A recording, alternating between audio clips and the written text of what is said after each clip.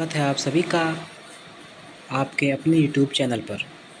जैसा कि आप सभी को पता है कि यूपीपीसीएस मोस्ट इम्पॉर्टेंट टॉपिक की सीरीज़ चलाई जा रही है, जिसका आज तीसरा दिन है। तो चलिए शुरू करते हैं। तो आज पहला टॉपिक होगा इतिहास से, जो कि मोस्ट इम्पॉर्टेंट है। जैन बौद्ध धर्म तो पढ़ाते हैं लोग, सब पढ़ाते हैं और पढ़ते भी हैं। तो उसमें आप जैन धर्म पढ़ लेते हैं और बौद्ध धर्म को पढ़ लेते हैं। फिर उसके बाद क्वेश्चन आता है तो कंफ्यूज हो जाते हैं कि कैसे क्या है इसमें, कौन मानता था, कौन क्या मानता था, कौन नहीं मानता था। तो मैं थोड़ा सा दोनों में समानताएं और अंतर बताऊंगा आज, जिससे आपको क्रिस्टल क्लियर हो जाएगा चीज़ें।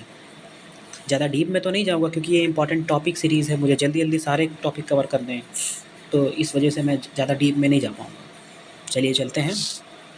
तो जैन और बौद्ध धर्म देखा जाए तो अगर इसका थोड़ा सा मैं बैकग्राउंड बताने की कोशिश करूं, तो इसमें होता क्या है कि सबसे पहले तो जो आपका प्राचीन इतिहास में जो ये प्रौद्योगिक काल चला, फिर उसके बाद सिंधु घाटी सभ्यता, फिर वैदिक काल आ गया। फिर धीरे धीरे क्या हुआ कि कर्मकांडों की वृद्धि हो गई। जो कर्मकांड होते हैं उनकी वृद्धि होने लगी। तो फिर इसकी वृद्धि के कारण कुछ जो तत्व हैं वो उत्पन्न हुए इन कर्म कांडों में। जैसे कि क्या होता है कि जो शूद्र होते हैं, फिर उनको मंदिरों में जाने से के प्रवेश से रोका गया, बहुत सारी ऐसी चीज़ें। और फिर शूद्रों को कर्म कांडों से मना कर दिया गया। जैसे कि जो वो होते हैं, क्या बोलते हैं, यज्ञ होते हैं, यज्ञ करने से मना कर दिया गया, बहुत सारी चीज़ों से मना कर दिया गया। तो फिर उनके सामने कोई एक धर्म नहीं था या कुछ नहीं था जो वो अपना सकें। तो फिर जैन और बौद्ध धर्म का उदय हुआ उसमें। ये बैकग्राउंड हो गया। फिर चलिए चलते हैं आगे। तो इन दोनों में पहले समानताएं देखते हैं। तो दोनों ईश्वर को मानते थे, ईश्वर को नहीं मानते थे, सॉरी, दोनों ईश्वर को नहीं मानते थे। फिर उसके बाद मूर्ति पूजा को दोनों खंडन करते थे, कर्मकांडों का खंडन करते थे और पुनर्जन्म को मानते थे दोनों। फिर उसके बाद दोनों का मतलब, मैं बौद्ध और जैन धर्म को साथ में लेके चल रहा हूँ, दोनों की समानताओं को डिस्कस कर रहा हूँ। दोनों मोक्ष प्राप्ति में विश्वास रखते थे। फिर एक चीज़, मोक्ष प्राप्ति में विश्वास तो रखते थे, लेकिन मोक्ष प्राप्ति में सबसे बड़ी बाधा जो बौद्ध धर्म में माना जाता था वो इच्छा को माना जाता था।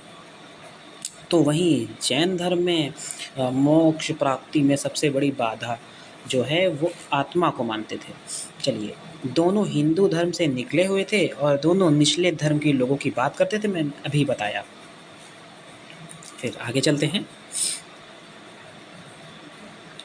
तो अब इसमें अंतर देख लिया जाए तो जो बौद्ध धर्म है उसमें पाली भाषा में उपदेश दिया जाता था, तो वहीं जैन धर्म में प्राकृत भाषा में उपदेश दिया जाता था।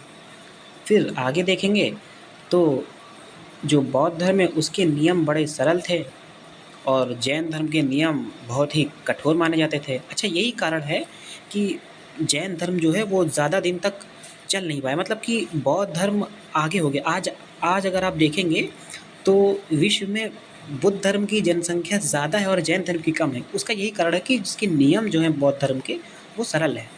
आगे अभी मैं थोड़ा सा बताऊंगा तो आपको समझ में आ जाएगा कि अच्छा अच्छा इसलिए ऐसा है। चलिए, ज्ञान प्राप्ति के लिए क्या करें, मतलब कि बौद्ध धर्म में ज्ञान प्राप्ति के लिए क्या करें, तो फिर अष्टांगिक मार्ग अपनाएं। बौद्ध धर्म में ये बताया गया और वहीं जैन धर्म में संलेखना बताया गया कि संलेखना करिए ज्ञान प्राप्ति के लिए। और बौद्ध धर्म में फीमेल भी ज्ञान प्राप्त कर सकती है, भाई फीमेल भी ज्ञान प्राप्त कर सकती है। तो वहीं जैन धर्म में फीमेल को ज्ञान प्राप्ति का कोई ऐसा उसमें प्रावधान नहीं है। उसमें ये बोलते हैं कि अगर फीमेल है तो वो जब मृत्यु हो जाएगी, फिर उसके बाद जब उसका दूसरा जन्म होगा तो फिर वो पुरुष के अवतार में जन्म लेगी, फिर उसके बाद वो उसमें जो है ज्ञान प्राप्त कर सकती है। फिर वो पुरुष के अवतार में ज्ञान प्राप्त कर सकता है। आगे, वस्त्र पहना जा सकता था। बौद्ध धर्म में वस्त्र पहना जा सकता था, तो वहीं जैन धर्म में वस्त्रों को जो है खंडन था। अच्छा, जैन धर्म में पार्श्व क्या बोलते हैं, दो बाद में जाके दो गुटों में जो है 2 गुट में बँट गया था जैन धर्म, एक जो है श्वेतांबर और एक दिगंबर। तो श्वेतांबर सफ़ेद कपड़े पहनते थे और दिगंबर जो है वो नग्न रहते थे। तो ये बात अलग है, लेकिन अगर मुख्य बात देखा जाएगा तो आपका यही होगा कि जैन धर्म में वस्त्रों का खंडन किया जाता था। चलिए आगे चलते हैं। मोक्ष ज्ञान प्राप्ति के लिए जो है इन्होंने बताया कि मतलब मोक्ष प्राप्त कर सकते हैं ज्ञान प्राप्ति के लिए, तो इन्होंने कैवल्य का शब्द दिया, मतलब ज्ञान प्राप्ति के लिए मोक्ष शब्द दिया जो बौद्ध धर्म में है, और जैन धर्म में कैवल्य का शब्द दिया। आगे चलते हैं। गौतम बुद्ध ने शुरू किया था बौद्ध धर्म को, तो वहीं जैन धर्म बहुत सालों से चला आ रहा था। इसमें महावीर स्वामी ने इसे संगठित रूप दिया कह सकते हैं। फिर उसके बाद बौद्ध धर्म में कृषि का जो है मतलब कृषि कर सकते थे, तो वहीं जैन धर्म में कृषि पर रोक लगा दी गई। अच्छा, यही कारण है, बहुत एक कारण मैंने अभी ऊपर बताया था, सरल नियम और कठोर, तो यहाँ पे कृषि पर रोक लगा दी। तो अब जो निचले तबके के लोग हैं वो जब कृषि पर रोक लगा दी जाएगी तो वो फिर क्यों करेंगे। अच्छा, कृषि पर रोक क्यों लगा दी ये आपको पता है? देखिए, जैन धर्म में बोलते हैं कि जीववाद का सिद्धांत लेते हैं। जैसे कि जैन धर्म में बोलते हैं कि अच्छा, कृषि जब करेंगे तो फिर जब उसकी जुताई करेंगे तो नीचे की मिट्टी ऊपर आएगी, तो बहुत सारे जो जीव जंतु छोटे छोटे होते हैं उनकी मृत्यु हो जाती है नीचे से ऊपर आने में। तो इस वजह से जो है वो बोलते हैं कि कृषि पर रोक लगा दी उन्होंने, कृषि नहीं कर सकते हैं जैन धर्म में। अच्छा, यही देखेंगे कि जैन धर्म में ज़्यादातर जो है वो बिजनेसमैन हैं आज के टाइम में। चलिए आगे चलते हैं। एक ही महात्मा बुद्ध, और जैसे कि बौद्ध धर्म में अगर देखा जाए तो एक ही महात्मा बुद्ध हैं, उनसे ही रिलेटेड सारी बातें होती हैं। लेकिन जैन धर्म में 24 तीर्थंकर हैं, जो कि सबसे, अगर अंतिम तीर्थंकर की बात करेंगे तो आपके महावीर स्वामी जी हो जाएंगे। फिर उसके बाद ब्रह्मचर्य, मतलब कि बौद्ध धर्म में शादी किया जा सकता है, ब्रह्मचर्य नहीं रह सकते हैं आप, रह सकते अगर आपकी इच्छा है रह सकते हैं, नहीं रह सकते हैं। लेकिन जैन धर्म में ब्रह्मचर्य रहना पड़ेगा, आपको शादी नहीं करनी होगी। इन्हीं सब कारणों से इसका डाउनफॉल हो गया कह सकते हैं जैन धर्म का। आगे चलते हैं। फिर इसमें 4 समितियाँ हुई, और इसमें 2 ही समितियाँ हुई जैन धर्म में, और वो भी 9 साल का गैप था। इसमें तो 4 समितियाँ हुई हैं, 1 2 3 4, इसमें 4 समितियाँ हुई हैं। अब मैं चारों समितियों को नहीं बताऊंगा क्योंकि उसमें फिर टाइम लग जाएगा। तो ये आपका टॉपिक हो चुका है जैन धर्म और बौद्ध धर्म के बारे में। अब अगर इसको पढ़ने के बाद आपको अगर क्रिस्टल क्लियर हो जाता है तो ये वीडियो सफल हो जाएगी, मैं ये मानूंगा। चलिए आगे चलते हैं।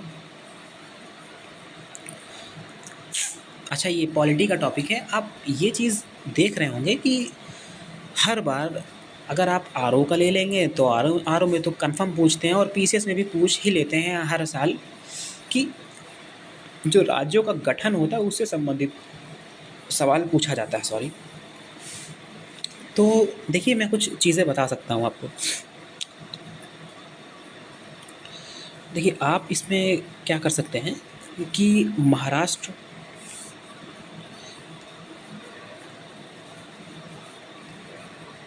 जैसे कि आप इसमें क्या कर सकते हैं कि देखिए महाराष्ट्र को ले लें आप, और गुजरात को ले लें। महाराष्ट्र और गुजरात को जब लेंगे आप तो ये 1 मई, ये दोनों 1 मई 1960 में गठन हुआ है इनका, एक सब ये बना लें। फिर उसके बाद एक बना लें मेघालय, मणिपुर और त्रिपुरा। इन तीनों का जो गठन हुआ है 1972 में हुआ है। ये दूसरा पॉइंट हो गया। 1972 हो गया, 1960 हो गया, महाराष्ट्र और गुजरात। अभी करंट अफेयर में अगर आप देखेंगे तो अभी जल्दी ही 1 मई को मनाया था, 2023 में 1 मई को बनाया था, दोनों साथ में गुजरात और महाराष्ट्र दोनों ने मनाया था।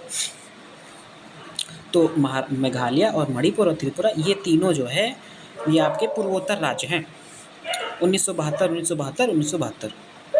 तो वहीं आप दूसरा पॉइंट, जो तीसरा पॉइंट जो बना सकते हैं, मिज़ोरम और अरुणाचल प्रदेश का बना सकते हैं 1987। और आप तीसरा पॉइंट छत्तीसगढ़, उत्तराखंड और झारखंड का बना सकते हैं, 2000 में हुआ है इसका गठन। ये 4 सब आप बनाकर इसको याद कर सकते हैं। मैं इसकी पीडीएफ आपको सेंड कर दूँगा टेलीग्राम चैनल पर। चलिए फिर आगे चलते हैं। तो ये पॉइंट देखिए, ये साइंस का टॉपिक है और इस टॉपिक में हम जो है कुछ मानव रोग से संबंधित चीज़ों को देखेंगे। साइंस में कल भी कराऊँगा, मतलब डे 4th में कराऊँगा इसको। अभी ये रोग चलेगा क्योंकि रोग ना बहुत इम्पॉर्टेंट है। अगर आप देखेंगे प्रीवियस ईयर में तो आपको रोग से और जो मैंने अभी डे 2 में कराया है, बहुत इम्पॉर्टेंट है, आपको मिल जाएगा उससे क्वेश्चन, कन्फर्म है। तो कुछ रोग से कुछ चीज़ें मैं आपको बताना चाहूँगा। देखिए,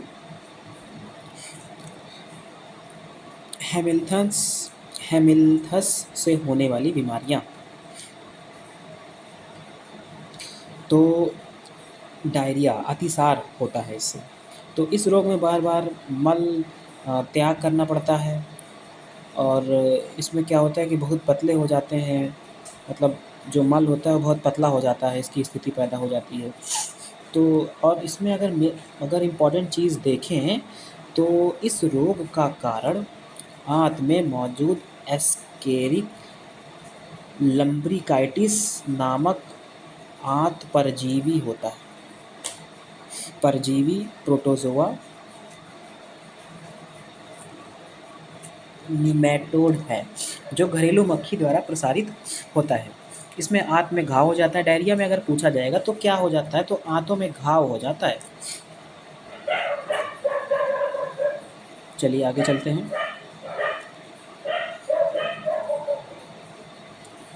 और इसमें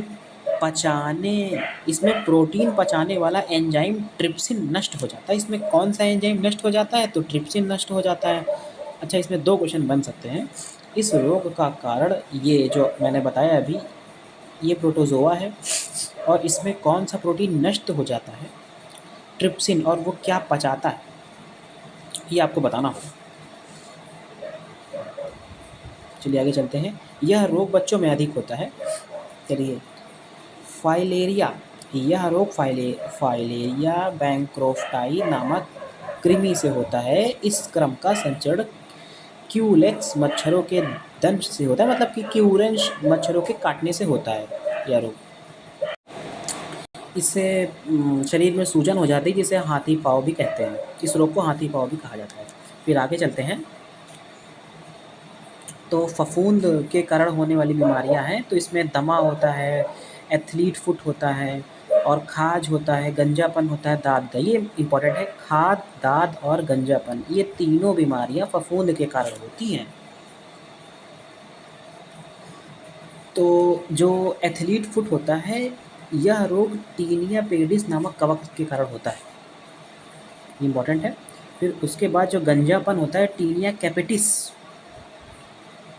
नामक कवक के कारण होता है, जिसमें सिर के बाल जो है वो गिर जाते हैं। ये करंट मुद्दा है, तो इससे क्वेश्चन आ सकता है कि मतलब गंजापन जो है वो किसके कारण होता है, तो फफूंद के कारण होता है।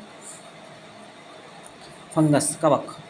जो दाद होता है, यह रोग ट्राइकोफाइटान लेरुकोसम नामक कवक से फैला जाता है।